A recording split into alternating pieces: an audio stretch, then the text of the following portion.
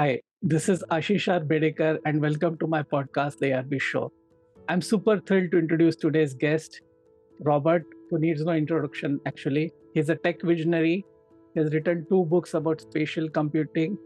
He's a media pioneer and tech blogger, former Microsoft and current Infinite Retina innovation strategist. He was the first to see Tesla, Flipboard, Instagram, Siri, Cloudera, Uber, and many more tech companies thanks to his blog, Scoble. He's now using that expertise to help others as we head into spatial computing. That's essentially virtual and augmented reality, along with robots and autonomous vehicles.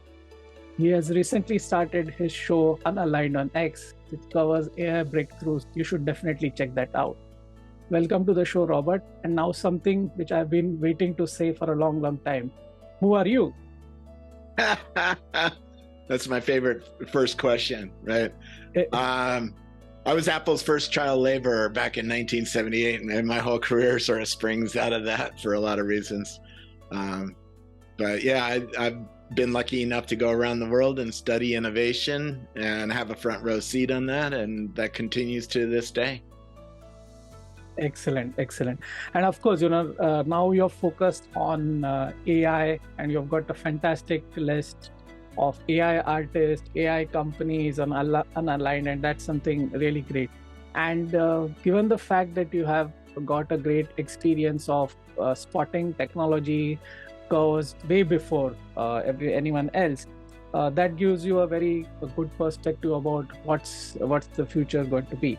So with that in mind, it would be great if you could share some thoughts on what are your top 5 predictions for real world AI applications. I know that's something which is very close to your heart. So, that would be something great, which would be of real value to the audience.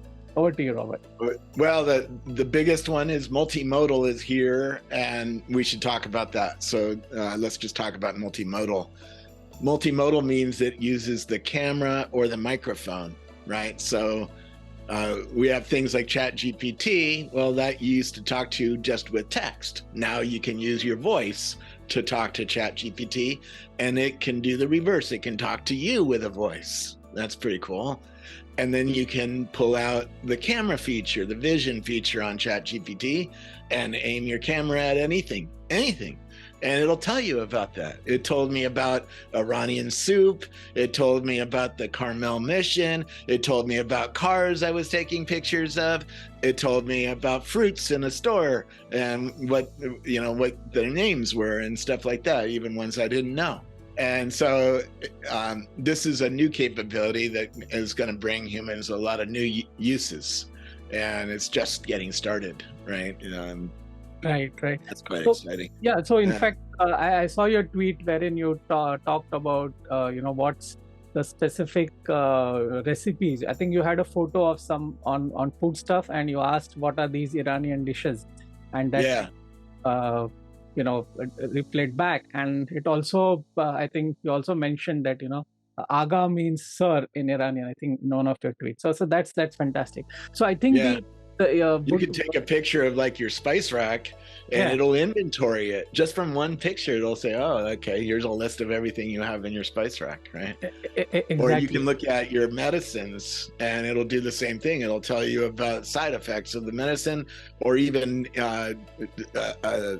side effects of using 2 medicines together, right? Intra-drug problems, right?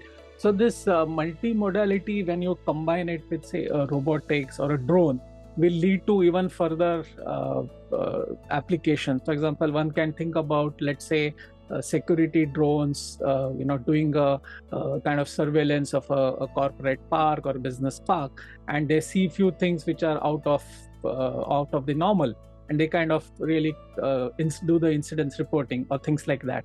I could also think about, let's say, robots taking care of the elderly or invalids and trying to find out something different. So is that something which you are seeing, or which you feel that's area which will again pick up in a big way?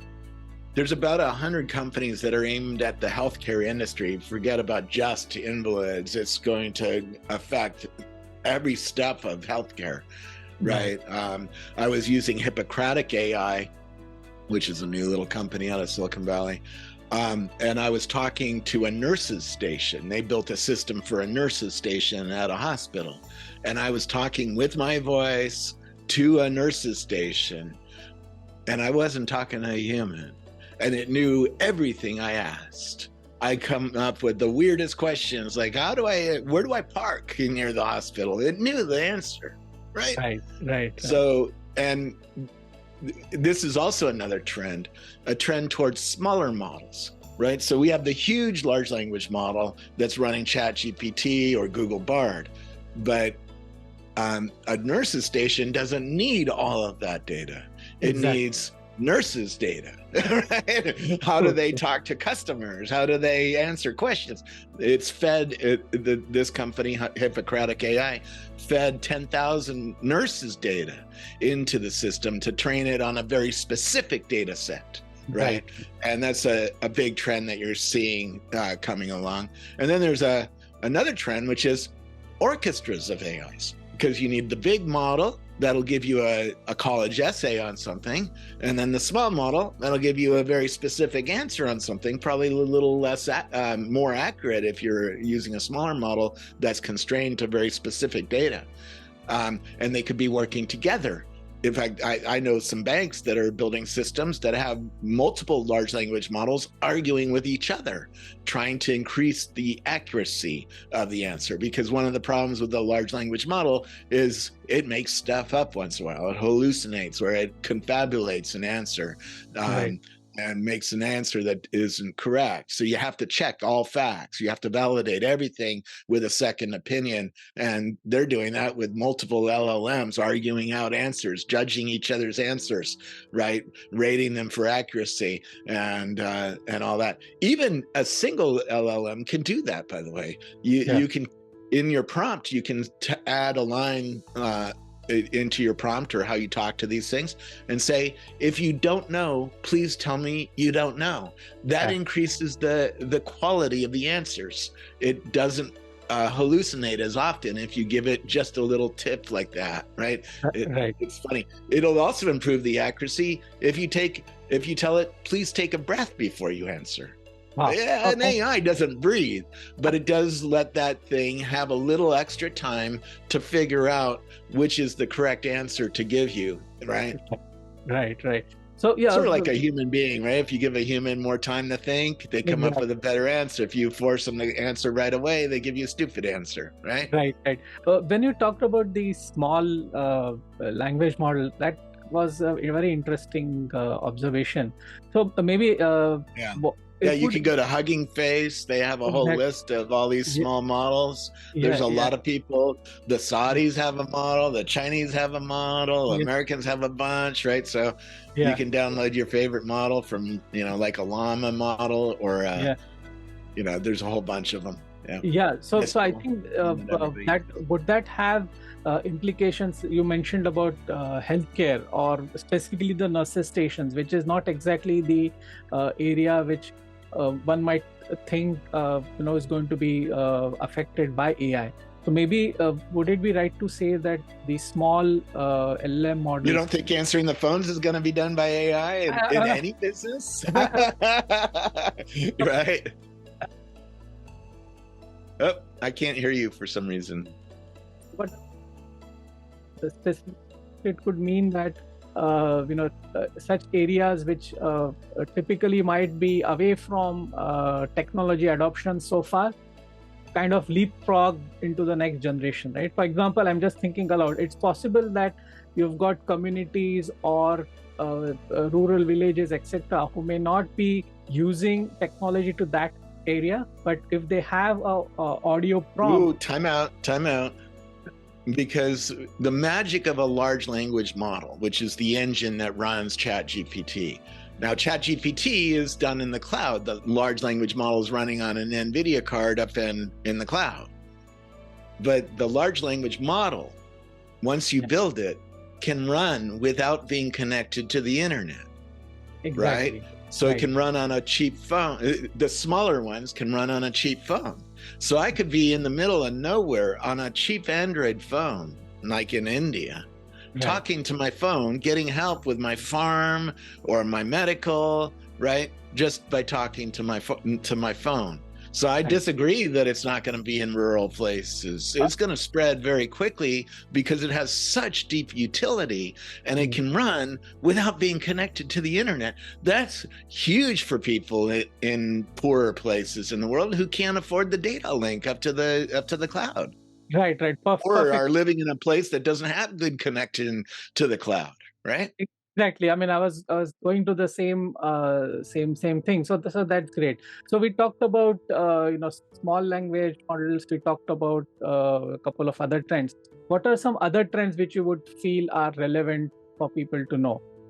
Well, I look at where the world is going. Why is Mark Zuckerberg spending tens of billions of dollars on custom silicon? Why is he doing that? Well, he knows he's building a pair of glasses. Now, can he show them to you today? Well, he showed you a pair of glasses that just has a camera in it and a microphone and does a few things, but it's not the augmented reality world that we're expecting. And we know that in the next decade, people are going to move from looking at just their phone or just their tablet or just their laptop to using glasses to compute. And we know they're coming because we've seen them in the labs, right? It's just they're not quite ready for consumer. You know, they're hard to make right now. They need a lot of software. All of that is going to be worked on over the next, let's say, 4 years. And Right. over the next 4 years, you're going to, at the end of 4 years, you're going to end up with a pair of glasses that you're going to talk with. You're going to have a virtual being in the glasses. You're going to have a virtual environment that you can change. Hey, hey, Siri, take me to the Taj Mahal. Boom, right? And all of a sudden, the scene around me, the neural rate, see, it's already listening, but not very smart, right? So the 3D scenes are called neural radiance fields or Gaussian splats. This is a new data type, right? It's like GIFs or JPEGs, right? Only instead of doing just 2D photo, they're doing a 3D scene around you. So you can already see all sorts of things happening on 3D scenes. Virtual beings are coming, AIs that are running in the glasses that you're going to talk with, that are going to do all sorts of things, like find you a restaurant or something like that. So you can sort of see where things are going if you know where to look in the industry. And that's what I did. I wrote 2 books on spatial computing before Apple even showed off their first spatial computer. Now you're going to see a whole family of spatial computers over the next 5 years from Apple and from Meta and from Google. So the next 5 years are going to be real interesting. Right. And robots are coming too, right? The Tesla robot in a year and a half has learned more, according to their employees, than the Boston Dynamics learned in 13 years, right? So the world is speeding up, and that's something else you got to sort of pay attention to. One school of thought, and there are voices on this, wherein they're talking of need of having more emphasis on ethics and more guardrails for AI, right? With regulations and legal. Well, yeah, I sat with one of the top safety researchers for 10 hours coming home from UK on a plane, and he laid out all of the problems that AI could bring. On one side is the existential risk, right? Over 20, 30 years, it could decide it doesn't need us anymore, and it could turn us off, because 20 years from now, AI is going to run literally everything: your gas pump, your your stores, your supply chains, your factories. Everything's going to be run by AI. And if it decides that we don't need human beings anymore, there is a risk that it could go unaligned and do anti-human things. So we have to make sure that doesn't happen. But there's a lot of littler problems. Jobs is one of them, right? We are seeing autonomous cars in San Francisco driving everywhere. There's an autonomous car everywhere, right? That's not true in most cities in the United States. It's certainly not true in, countries around the world, right? Bangladesh and India and Germany, right? They don't have autonomous cars yet. They will in the next few years. But when the autonomous car comes, drivers, people who used to drive as a job, are going to start losing their job. right? What do we do for those people? How do we get those people back into productive jobs so that they can feed their families, right? And there's a whole lot of stuff there. Then there's bias, right? Do you not get a job because it picked up on some bias and it decided it doesn't like you because of your skin color or your gender or where you live, or right, or some other pattern that it saw, right? And is it a biased pattern? Is it a fair pattern? Is there a way to argue with it? No, not really. It's like cement. It's like arguing with cement, and you're too hard. It's like, well, I'm cement. What are you gonna do? So there's a variety of new problems that we have to worry about with this. Plus, we're heading into a world where we're gonna have brain-computer interfaces in 10 years, right? That's what comes after the glasses, really, and that leads to a whole lot of new problems with privacy and free will, right? And is it conscious? Are you conscious? Are you linked in with a computer, with an AI, right? It's a lot of new things for humans to deal with, and so there's a whole lot of problems there. Right. So, but do you see a counterculture wherein what does it mean to be human, right? And just like you have paid with AI as a badge of honor, do you see a counterculture wherein says, okay, whatever you have done is handcrafted by humans, no AI involved? Because many people are There certainly will be. I mean, there's the Amish. There's 30,000 people in eastern United States that don't have cars, don't like to use technology, right? They don't have a lot of computers in their houses. They have horror technology. They have horses to plow their fields, right? They don't use an autonomous tractor like John Deere is making. They're completely like, no, we're going to ignore modern society and stay stuck in the past. And there will be people like that. Absolutely. Right. They're going to be way behind the rest of us, right? Oh, that's true. That's true. So one thing, what you rightly mentioned, that the speed of, this is just a trailer, right? Frankly, whatever we have seen, the capabilities of AI, frankly, this is just maybe the year one of people actually dreaming about what's possible, right? Yeah. Maybe in the coming years, this would feel, something very basic. And just like you've got, automated AI memes, for example, there was someone who mentioned that, right? So you'll see a lot of crazy stuff as well, a lot of productive stuff as well. Any specific use cases where you felt, wow, this was something which you never expected from an AI application? I mean, you have. I just put up a video of a guy who's putting human cells on top of a piece of silicon and having the human cells run the computer, right? Wow. I didn't see that coming. I didn't think that was possible this early. So, but here it is, right? He has 900,000 neurons sitting on a piece of silicon running a computer. Human neurons, right? The same as are in your brain, running on a piece of silicon. This is a new analog computer, a new kind of computer. I didn't see that coming, right? So I didn't see ChatGPT getting so good so quickly, right? Right. And here we are. I mean, I look at the camera features that I just got in the last month. I didn't see that coming, right? Right. I mean, in theory, I saw them coming, but when you see it actually ship and show up on your phone and it's doing it, it's like, whoa, right? That's really crazy. No, in fact, on Twitter, you see a lot of before and after memes wherein people talked about generative AI images in the first version versus now. Because frankly, the first version's visuals were really a joke, right? You typed some text, it came out garbled. But now it's astounding. This is a lesson about AI. AI always starts worse than a child. It always starts shitty, and then it just keeps learning and learning and learning, and it doesn't stop learning until it beats the best human, right? AI started learning to play the game of Go. It couldn't beat a child at the first. Right? Then at the end, it was beating the best of the best. Exactly. Right? And by the way, they have a little lesson for us. They spent a bit being demoralized because, what they knew the best, all of a sudden they weren't best at it anymore. A computer was. So now they use Now they use the computer to learn how to play the game in a new way, because it's still enjoyable to play the game. Your neurons like playing games, it turns out. The guy who put neurons on the computer says we have to give them a game to play because the neurons like to play games, right? And so that gives you joy. Well, now you're using the AI to learn how to play the game better, right? And having fun with your friends. Exactly. So maybe, another thing which people talk about, coming singularity.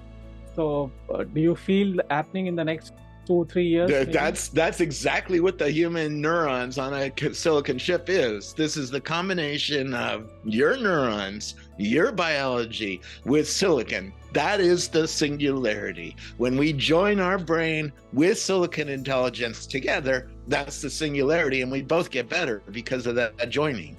And companies like Neuralink are doing it to your brain. They're putting 32,000 wires on your brain to have a computer interact with your human biology, your brain. That's the singularity. And yeah, it's not far, it's happening. It got FDA approval to do it to humans, right? Not every human, but a human who has a spinal injury or a Parkinson's kind of disease or something like that, they can put wires on that person's brain and really improve their lives. Right. So we have talked about the positive aspects of AI, but I'm sure there are negative ones as well, right from... I covered a bunch of them, right? The existential threat, the jobs, the bias, right? Yeah. And so, the guardrail and the ability. I mean, you talked about guardrails a little bit earlier. I wanted to talk about that.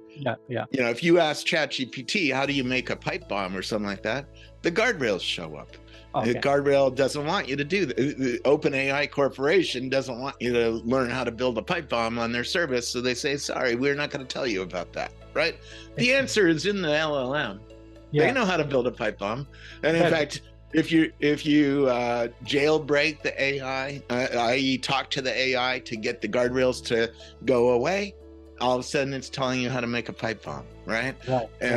And the guardrails are getting stronger and stronger because as people figure out how to run around the guardrails, they put up new guardrails, right? So now it's getting harder to talk to it about building a pipe bomb or something like that. Right. So in summary, I think AI plus humans is what makes the magic possible, right? I mean, we should look at it as AI as an important tool rather than getting scared or rather than seeing it as a threat, right? So that would be the best. Being scared of it's not going to help because it's going to come. I mean, China is spending billions and billions of dollars and trying to build their own semiconductor industry so they can make this stuff, right? And here in America and other places in the world, Europe, they're kicking out a lot of new innovations. So it's not going to stop. Excellent, great. Thank you. Even if American government said stop, who listens to the American government other than Americans, right? And even Americans don't listen to the government. So some kid up in Idaho who has a trust fund, he's going to buy a bunch of NVIDIA cards and make his own model, and that's certainly happening too. Right? Exactly. So excellent. I think we had a great conversation, and let me thank you again for really being so kind and agreeing to be a guest on my show. Really appreciate it. And thanks again to Robert, and thank you, dear listeners, for tuning in. Do share, subscribe, and like this show. Thanks again.